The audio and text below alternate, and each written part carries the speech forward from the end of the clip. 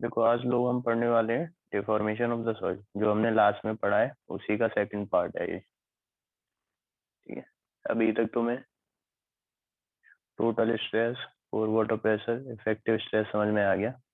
अब देखते हैं कि डिफॉर्मेशन क्या होता है। ठीक है देखो, जैसे तुमने सोम में डिफॉर्मेशन पढ़ा होगा। ठीक है, डिफॉर्मेशन आता किसकी वजह से है? लोड के एप्लीकेशन की वजह से। ठीक है, जब कोई भी लोड किसी भी ऑब्जेक्ट पे लिए लगता है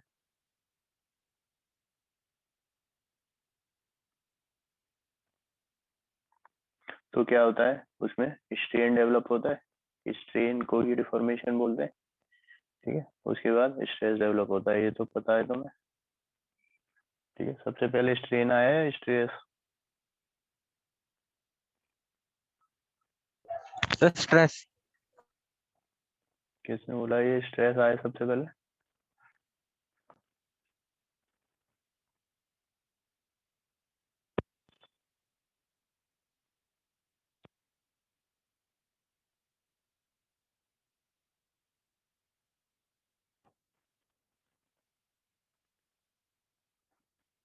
देखो बेटा,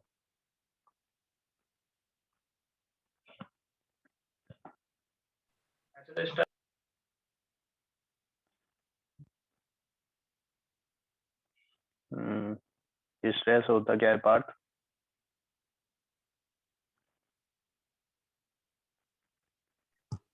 फोर्स पर यूनिट एरिया।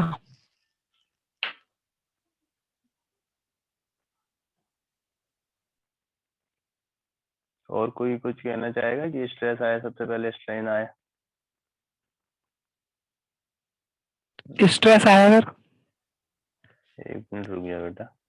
देखो, स्ट्रेस फोर्स पर यूनिट नहीं होता, स्ट्रेस होता है इंटरनल रेजिस्टेंस फोर्स।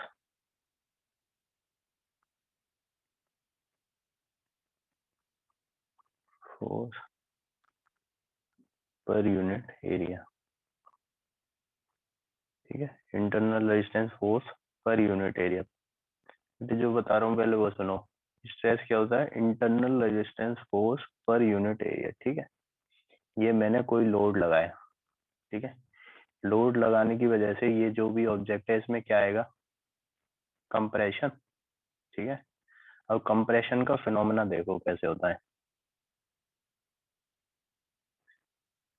इसी में देखो, नीचे से मान के चलो ये रीस्ट्रेन्ड है, तो ऐसे ही होगा कंप्रेशन। ठीक है, जब ये कंप्रेशन हुआ, ठीक है, कंप्रेशन हुआ, जो भी कह रहे हैं कि सबसे पहले स्ट्रेस आया। स्ट्रेस आया किसकी वजह से? जब इस बॉडी में कोई चेंज होगा तभी तो स्ट्रेस आएगा। भाई जब बॉडी रेस्ट पे है तो उसमें स्ट्रेस आने का कोई सेंस ही नहीं है। ठीक है, इस बॉडी में चेंज आने की वजह से, इस बॉडी में चेंज आने की वजह से इसके अंदर की इंटरनल फोर्स जनरेट होगी। इसके अंदर की इंटरनल फोर्स जनरेट होगी। ठीक है, अब तुम ही हो, तुम किसी और इंसान के अगेंस्ट स्ट्रेस कब जनरेट करोगे? जब तुम्हें कोई थप्पड़ मारेगा, जब तुम्हें कोई छेड़ेगा, तभी तो तुम कुछ करोगे। ऐसी थोड़ी ना कुछ भी करोगे। ठीक है, जब तुम्हारे अंदर कुछ डिफॉर्मेशन होंगे उसके बाद ही तो तुम्हारे अंदर का स्ट्रेस बाहर आएगा। तो ऐसी बॉडी के साथ है, बॉडी के अंदर का स्ट्रेस कब बाहर आएगा? जब उसमें कोई ना कोई डिफॉर्मेशन होगा। ठीक है, तो उस डिफॉर्मेशन की वजह से स्ट्रेस आता है, याद रखना हमेशा। और ये चीज मैंने जब सोम की क्लास ली थी तो मैं तब भी बताई थी, तो किसी को याद नहीं है। केवल एक बच्चे ने सही जवाब दिया था तुम में से, संजीव ने।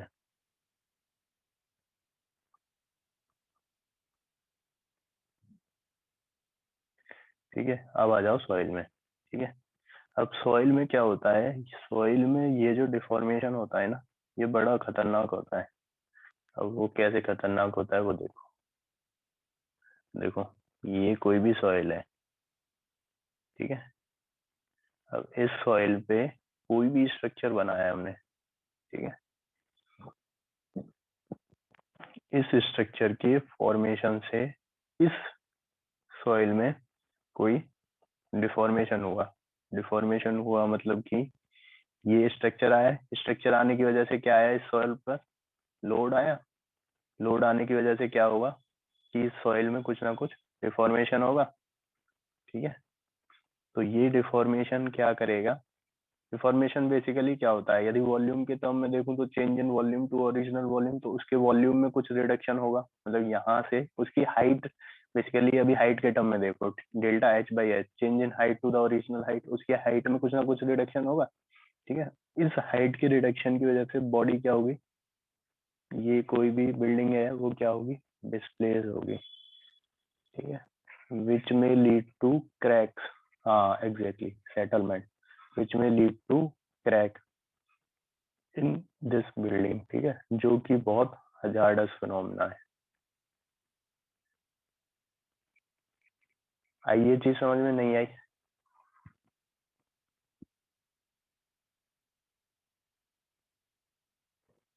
इसलिए हम डिफॉर्मेशन को पढ़ते हैं, सबसे पहले हमने ये देख लिया हम पढ़ते क्यों डिफॉर्मेशन को।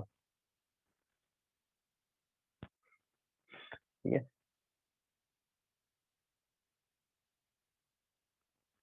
अब जो सॉइल में डिफॉर्मेशन होते हैं वो दो तरीके के हो सकते हैं, या तो उसमें स्वेलिंग हो या उसमें श्रिंकेज हो। जब मैंने पहली क्लास ली थी तो मैं बताया था कि ये एक तरह की सॉइल होती है जो जिसको हम एक्सपेंसिव सॉइल भी बोलते हैं।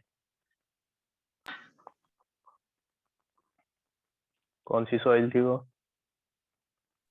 Black cotton soil. हाँ exactly, black cotton soil. Black cotton soil में सबसे ज्यादा एक्सपेंशन होता है, मतलब कि सिंकेज और स्वेलिंग दोनों ही सबसे ज्यादा होती है। क्यों? क्योंकि इसमें एक मिनरल प्रेजेंट होता है जिसको बोलते हैं हम मॉन्ट, एक्सक्यूज मी सर। हाँ नहीं सर, यही मॉन्ट बताना सर, मोनोटोलाइट वाला। हम्म, इसमें मॉन्टमोरिलो नाइट एक मिनरल होता है वो प्रेजेंट होता है जिसकी वजह से ऐसा होता है। अब ये जो मॉन्टमोरिलो नाइट होता है ना, इससे इसमें क्या होता है, जो इसके अंदर के मॉलिक्यूल्स होते हैं ना वो वाटर बॉन्डेड होते हैं। तो जितने भी सॉइल्स के अंदर बॉन्ड मिलते हैं, मतलब जो मिनरल्स के अंदर बॉन्ड मिलते हैं, उसमें ये सबसे वीक होता है, तो इसके चांसेस स्वेलिंग और श्रिंकेज के ज्यादा होते हैं, इसलिए ये सबसे ज्यादा स्वेल और श्रिंक करता है। ठीक है, ब्लैक कॉट तुम्हें कभी भी किसी में पूछा जाएगा तो ब्लैक कॉटन को सॉइल सबसे पहले कौन सी सॉइल होती है, एक्सपेंसिव, जिसमें स्वेलिंग और श्रिंकेज सबसे ज्यादा होती है, रीजन क्या है, प्रेजेंस ऑफ मॉन्टमोरिलोनाइट, बस यहीं तक पूछा जाएगा तुम्हें, तुम्हारे उसमें इससे ज्यादा डिटेल है भी नहीं। ठीक है, अब श्रिंकेज में क्या होता है, श्रिंकेज होता है रिडक्शन इन वॉल्यूम। ठीक है, मतलब कि वॉल्यूम कम हो जाना। अब रिडक्शन कब होगा, जब रिडक्शन कब होता है, जब कोई भी कंप्रेसिव लोड लगेगा तब रिड्यूस हो जाएगा उसका साइज, जैसे अभी बताया था। ठीक है, और स्वेलिंग कब होती है, जब उसमें एडिशनल वाटर ऐड कर देते हैं। ठीक है, एडिशनल वाटर इज एडेड, तो उसमें क्या होती है, स्वेलिंग होती है। ठीक है, ये तुम्हारे स्वेलिंग और श्रिंकेज के दो फिनोमेना है।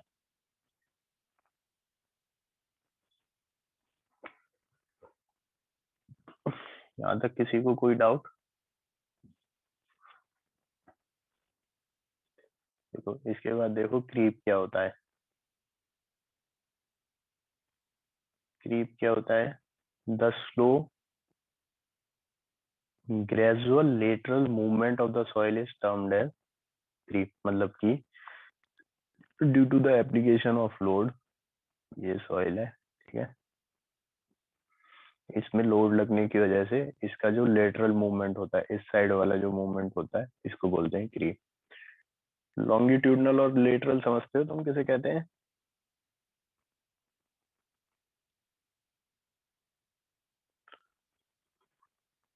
समझते हो या नहीं?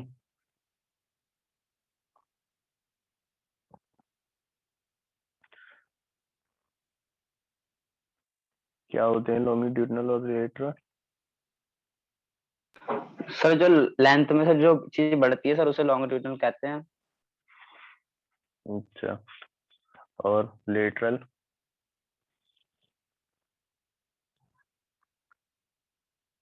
सर जो विड्थ के अलोंग सर वो होती है। क्या होती है? सर जो विड्थ के अलोंग एक्सिस में बढ़ती है ना वो होती है विड्थ में सर, चौड़ाई बेटा, में। इन कंसेप्ट के साथ कहीं भी जाओगे ना बहुत जल्दी बाहर हो जाओगे। देखो,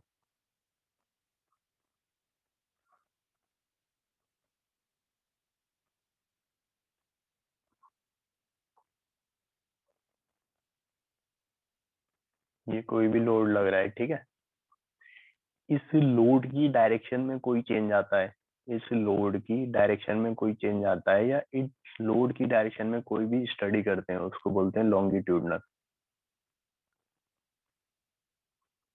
ठीक है, अभी ये मैंने अलोंग लेंथ बनाया है, यदि अब इसी को ही मैं अलोंग विड्थ बना दूं तो भी ये लॉन्गिट्यूडनल होगी, यदि मैं इस विड्थ की डायरेक्शन में स्टडी कर रहा हूँ। ठीक है, हमेशा याद रखना है कि लोड की डायरेक्शन में जो भी स्टडी होती है वो लॉन्गिट्यूडनल में आती है। अब स्ट्रेन की करूंगा तो लॉन्गिट्यूडनल स्ट्रेन बोल दूंगा, स्ट्रेस की करूंगा तो लॉन्गिट्यूडनल स्ट्रेस बोल दूंगा। ठीक है, इस लोड के परपेंडिकुलर डायरेक्शन में यदि मैं एक 3D फिगर बनाऊं, ठीक है, ये लोड लगाया मैंने पी, ठीक है, ये मान के चलो लेंथ है, ये विड्थ, ये हाइट। ठीक है, तो लेंथ वाली डायरेक्शन में मैंने लोड लगाया है, तो लेंथ वाली डायरेक्शन में लोड लगाया है तो ये उसकी होगी लॉन्गिट्यूडनल डायरेक्शन। कौन सी? लेंथ वाली। ठीक है, और जो उसकी विड्थ और हाइट वाली डायरेक्शन है वो हो गई लेटरल। मतलब कि उस डायरेक्शन, जिस डायरेक्शन में लोड लग रहा है उसके परपेंडिकुलर जितनी भी डायरेक्शन है, उसके परपेंडिकुलर जितनी भी डायरेक्शन है उनको बोलते हैं लेटरल। अभी यहीं इसको मैं विड्थ कर दूं, इसको एल कर दूं, इसको एच ही रखूं, तो विड्थ की डायरेक्शन होगी लॉन्गिट्यूडनल डायरेक्शन और एल और एच की डायरेक्शन होगी लेटरल डायरेक्शन। आगे समझ?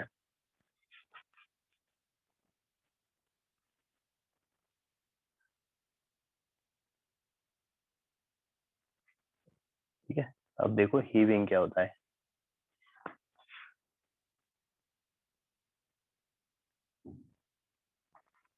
हीविंग समझो, ये कोई भी सॉइल मास है, ठीक है, ये उसके ऊपर कोई भी लोड आया, मान के चलो कोई भी बिल्डिंग है, ठीक है, उसका लोड आया, तो इस लोड के आने की वजह से पता है यहाँ हो जाती है बल्जिंग, साइड्स में सॉइल उड़ जाती है कभी, ठीक है, इसको बोलते हैं हीविंग या बल्जिंग।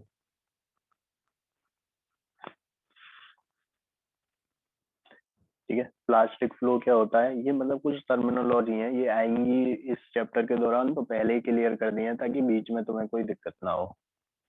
ठीक है, प्लास्टिक फ्लो क्या होता है? The continuous deformation of plastic soil subjected to a constant shear stress is termed as plastic flow. ये मैं पहले ही तुम्हें प्लास्टिसिटी में पढ़ा चुका हूँ। प्लास्टिसिटी जो प्लास्टिक सॉइल्स होती है उसी का कंटिन्यूअस फ्लो को प्लास्टिक फ्लो कहते हैं। ठीक है, अब देखो कंसोलिडेशन। ठीक है, पहले एक चीज देखो, दो टर्म होती हैं, कंसोलिडेशन और कॉम्पैक्शन। बताएं किसी को क्या अंतर होता है इन दोनों में?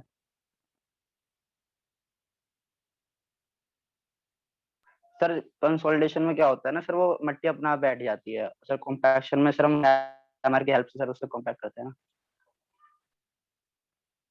दोबारा बोलो। सर कंसोलिडेशन में ये होता है ना सर, जो वो होती है ना सॉइल, सर हम्म। वो अपने आप बैठ जाती है। और सर कॉम्पैक्शन में से सर हम रैमर की हेल्प से सर वो करते हैं, कॉम्पैक्ट करते हैं और उसमें। और कोई बोलो, और किसी को बताओ तो।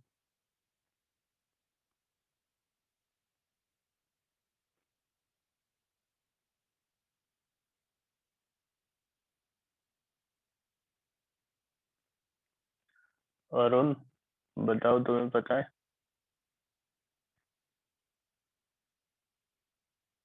सर और सर वो हम्म। कंसोलिडेशन में सर थोड़ा सर वाटर भी डाला था ताकि सर तो फिर छोड़ देता, फिर उसका वो अपने आप सर बैठ जाती है मिट्टी। अच्छा। सर वॉइड और वर्ड्स निकल जाते हैं ना उसमें काफी टाइम के लिए, सर हम्म, उसका अपना आप बैठ जाती है वो। संजीव, पढ़ तो रहे हो तुम, पर ढंग से सर नहीं आई पढ़ रहे थिंक हो। कंसोलिडेशन बोलो बोलो। Sir hmm sir I think consolidation में ये होता है जो सर इसमें जो पार्टिकल होते हैं मतलब वो क्लोजली पैक होते हैं जब हम्म, उनपे मतलब कंटिन्यूअस प्रेशर लगा रहता है। अच्छा और सर जो कंपैक्शन में क्या होता है सर जी जो जो पार्टिकल है वो भी क्लोजली पैक रहते हैं मैकेनिक्स के द्वारा, जैसे सारे टैंपिंग हो गया, वाइब्रेशन हो गया, ईटीसी रोलिंग वगैरह वगैरह। चलो आई अब थिंक सर। देखो, अब देखो, ये कोई भी सॉइल मास था, ठीक है, कोई भी सॉइल मास था, इसके ऊपर कोई भी बिल्डिंग बनाई, ठीक है, ये कोई भी बिल्डिंग बनाई हमने। अब बताओ इसमें कॉम्पैक्शन होगा या कंसोलिडेशन?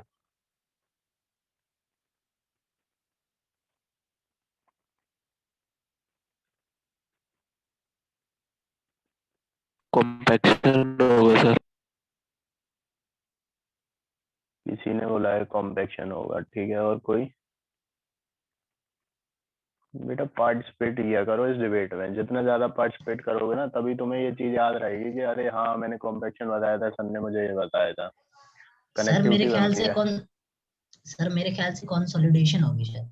अच्छा ठीक है, और कोई? सर शायद सर जो अपनी तरफ से करवाए सर उसमें कॉम्पैक्शन होगा ना, ये सर उसमें लेकर मैं हमारे से हेल्प करवा ये रहे सर लोड लग रहा है तो फिर।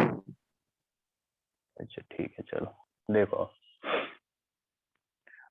जब इनिशियली लोड लगाया किसी भी सॉइल पे, ठीक है, एक चीज देखो, सॉइल का स्ट्रक्चर कुछ इस तरीके का होगा, ठीक है, इसके अंदर वॉइड्स होंगे, ठीक है, वॉइड्स में क्या होगा, एयर भी होगी और वाटर भी होगा। कुछ कुछ टर्म तुम लोगों ने सही बताई, बट कनेक्टिविटी नहीं थी उन टर्म्स में, ठीक है। इसके अंदर क्या होगा, एयर भी होगी, वॉइड्स, वाटर भी होगा वॉइड्स के अंदर, ठीक है, मानते हो ये चीज तो, या इसमें भी कोई डिनाई करता है?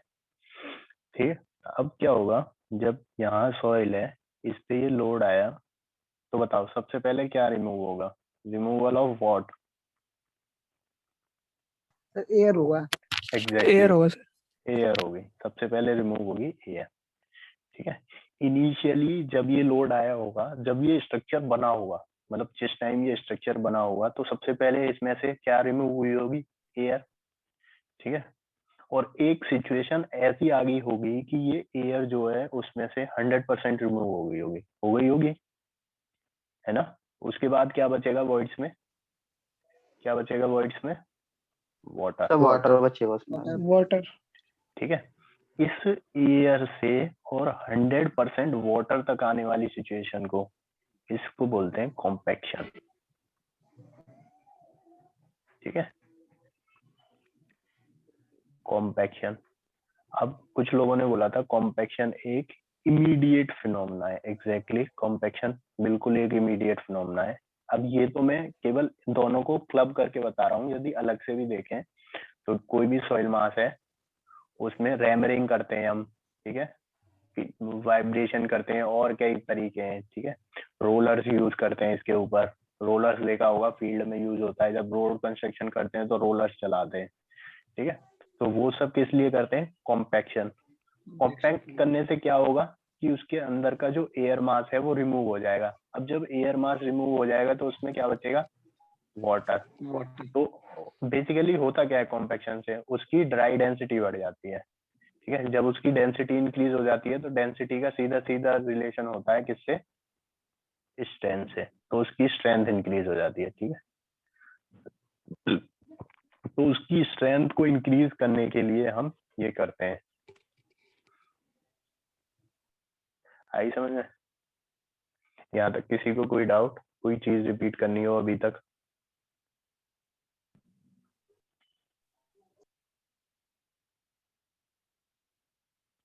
ठीक है, अब देखो, अब क्या हुआ, हम पहुंच गए सैचुरेटेड सॉइल की तरफ, ठीक है। अब ये जो सैचुरेटेड सॉइल है, ये धीरे धीरे कॉम्पैक्ट होती जाती है, ठीक है, ये कॉम्पैक्ट होती रहती है फॉर द लाइफ टाइम, जब तक ये स्ट्रक्चर बना रहेगा ना तब तक इसमें कॉम्पैक्शन होता रहेगा। अब जो कॉम्पैक्शन होगा वो किसकी वजह से होगा, अब जो कॉम्पैक्शन होगा वो वाटर के रिमूवल की वजह से होगा। भाई जो वॉइड्स में वाटर है उनका रिमूवल होगा, ठीक है, उसकी वजह से कॉम्पैक्शन होगा। उस कॉम्पैक्शन को बोलते हैं कंसोलिडेशन। अब ये जो प्रोसेस होता है ये बहुत स्लो होता है, वेरी स्लो प्रोसेस। क्योंकि ये स्लो प्रोसेस है तो ये टाइम टेकन प्रोसेस होता है, ठीक है, इसमें टाइम लगता है। तो इसीलिए consolidation is a slow process and a time taken process, whereas compaction is a immediate process. ठीक है, आ गया समझ में? Yes sir. देखो कंसोलिडेशन में क्या होता है, जब ये कोई भी बिल्डिंग, ठीक है, लॉन्ग टर्म इफेक्ट जब इसका देखते हैं तो ये क्या होता है, इसके नीचे की जो सॉइल होती है उसमें केवल वाटर प्रेजेंट होता है। मतलब कि यदि कोई तुमसे पूछे ना कंसोलिडेशन स्टार्ट होने की एक स्टेज कब होगी, जब डिग्री ऑफ सैचुरेशन 1 होगा, जब सॉइल कंप्लीटली सैचुरेटेड होगी तब कॉम्पैक्शन स्टार्ट होता है, ठीक है। तो इस सिचुएशन में जो ये प्रोसेस होता है, ये क्या होता है, जब वाटर रिमूवल होता है उसका प्रोसेस बहुत स्लो होता है, ठीक है, उस स्लो प्रोसेस को कंसोलिडेशन कहते हैं और ये एक टाइम टेकिंग प्रोसेस है। एक और तो मैं छोटा सा कंसेप्ट दे देता हूँ, इसको मतलब ज्यादा स्टडी करने की जरूरत कब होती है, जैसे मान के चलो एक क्ले है और एक सैंड है, बताओ वाटर का रिमूवल किस में से जल्दी होगा, सैंड में से या क्ले में से? सैंड में से। ऑब्वियसली सैंड में से, ठीक है। तो सैंड से जो टाइम टेकन होगा कंसोलिडेशन का वो भी कम होगा, ठीक है, टाइम टेकन होगा तो वो भी कम होगा। मतलब कि जैसे लोड लगाया तो इनिशियल स्टेज में ही तुम्हें पता चल जाएगा कि भैया ये सेटल हो रही है या नहीं हो रही है, ठीक है, जितनी सेटल होनी है वो इनिशियल स्टेज में ही हो जाएगा।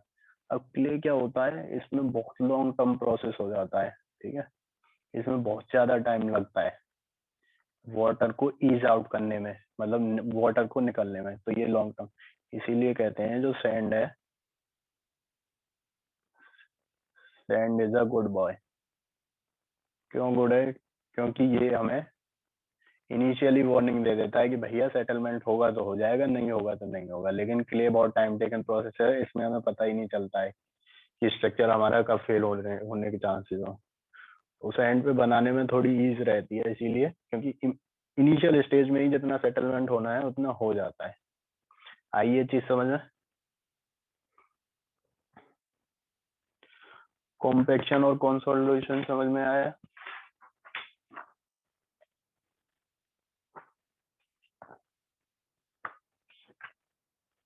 किसी को यहाँ तक कोई डाउट? अभी पूछ लो कोई भी डाउट हो तो।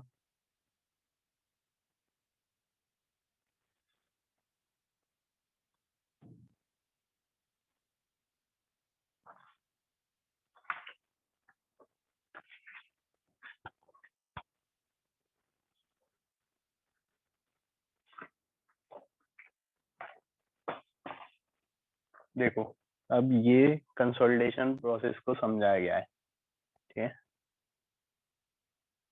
ये कंसोलिडेशन प्रोसेस को तुम्हें समझाया गया है। कंसोलिडेशन प्रोसेस को समझाने के लिए ये एक मेथोडोलॉजी यूज करते हैं जिसको हम बोलते हैं स्प्रिंग एनालॉजी मेथड, ठीक है।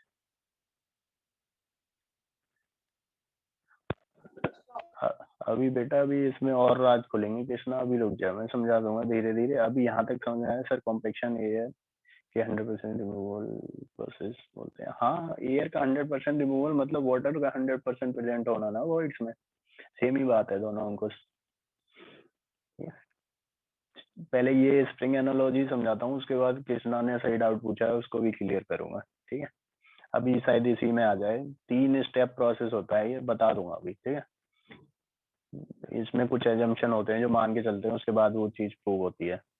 देखो पहले स्प्रिंग एनालॉजी प्रोसेस समझो, ये क्या है, पिस्टन, ठीक है, इसमें ये क्या है, ये होल्स हैं, ठीक है, ये होल्स हैं, ये स्प्रिंग है और स्प्रिंग के बीच में वाटर प्रेजेंट होता है, ठीक है।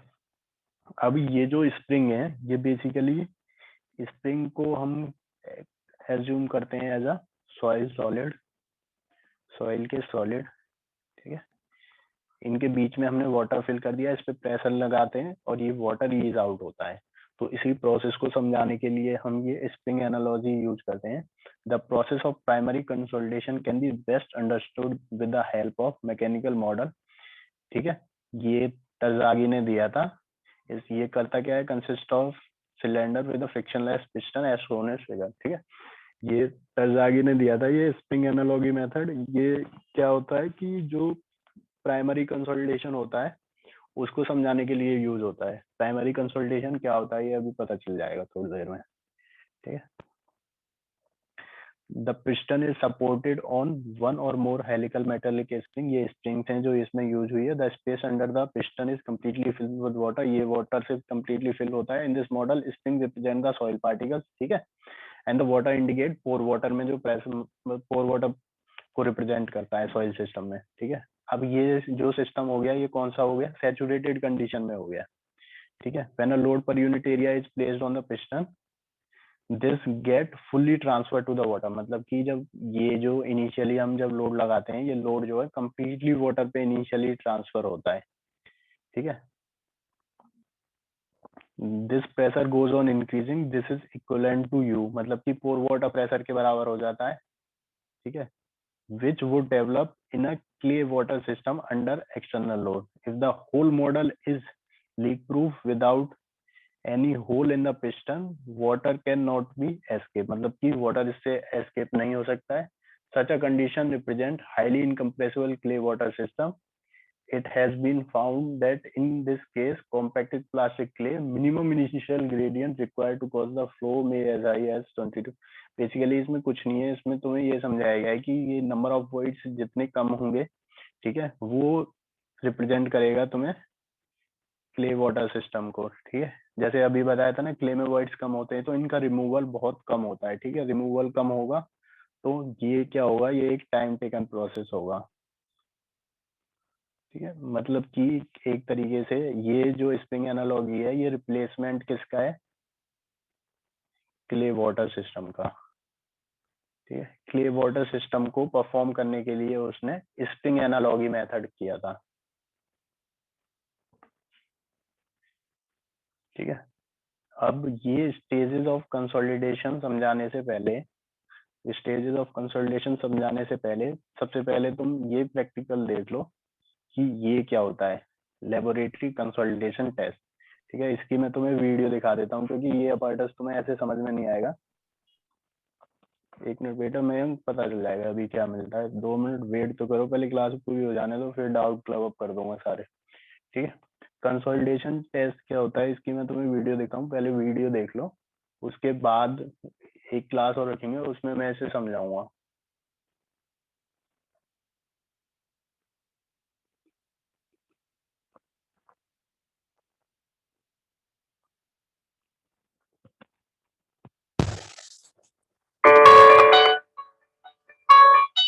आवाज आ रही है? Yes sir. ठीक है, आ रही है। देखो आराम से।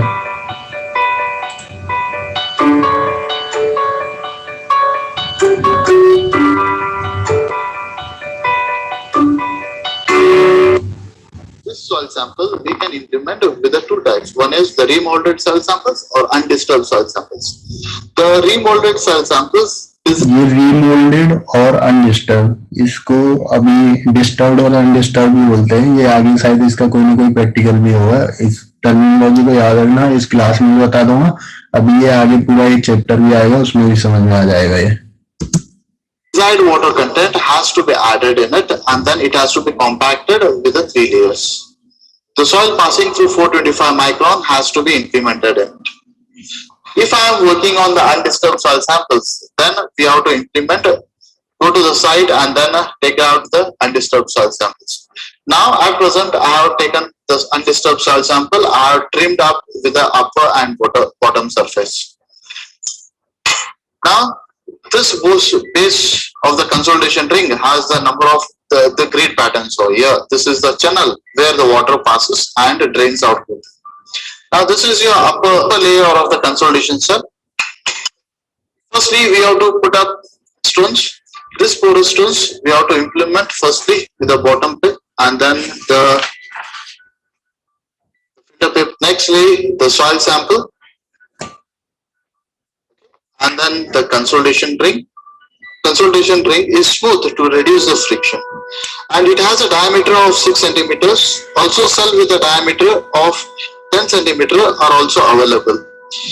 The thickness of the cell sample is of 2 centimeters. The diameter and the thickness ratio should be around minimum 3. Later on, after the soil sample implementation, the filter paper has to be assembled. After this assembly, the porous stone has to be implemented. Okay.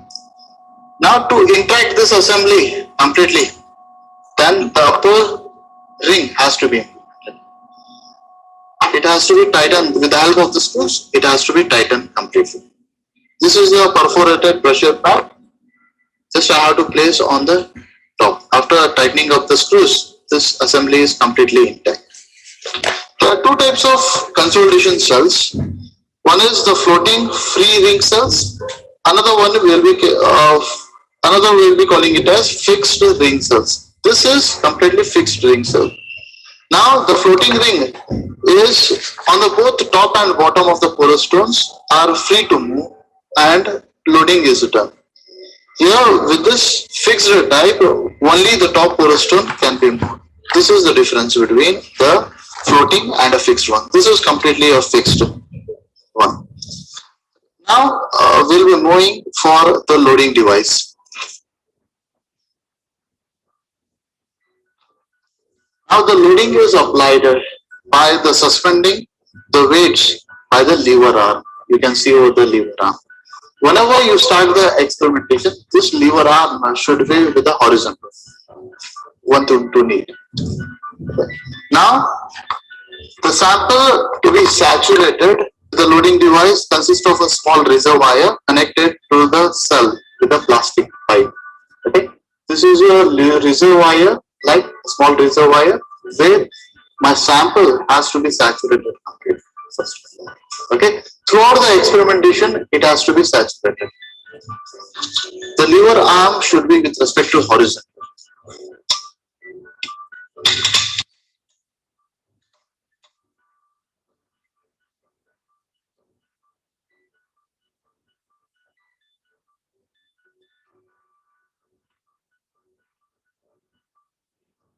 After complete assembly, you have to go for the fixing up the dial gauge. This dial gauge gives us the deformation. After connecting to the reservoir, the sample, we have to ensure the soil sample has completely saturated. Now leave the soil sample to be saturated. The seating load has to be applied to the lever arm. Just I am applying the seating load as per the IS code 2720 part 15 as 0.05 kg per centimeter square. This is my seating load now.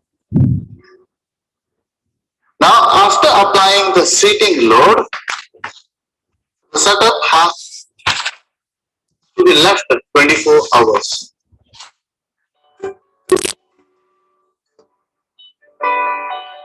.1 kg per centimeter square. Load has implemented. Now I will be starting down to take the deformation readings. My deformation reading firstly is of 20 mm. With respect to time, nothing but 25 seconds. The reading is 19.99. Hence, like this, we have to take down the readings, nothing but the deformation with respect to time. I'll be ending up. After completing this for 1440 minutes, I will be switching on to another loading clip. Implementing a 0.2 kg per centimeter square of load.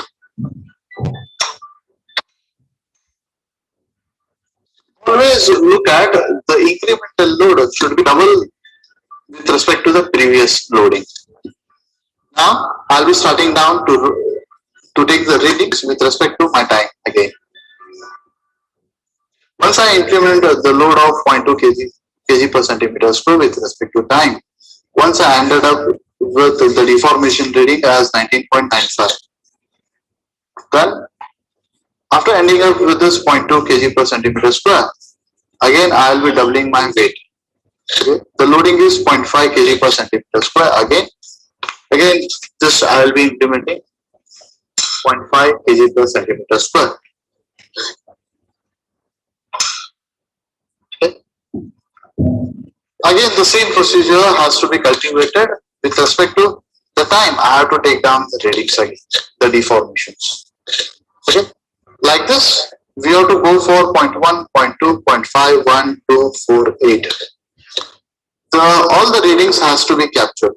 Now we have done with the 8 kg per centimeter square of the load.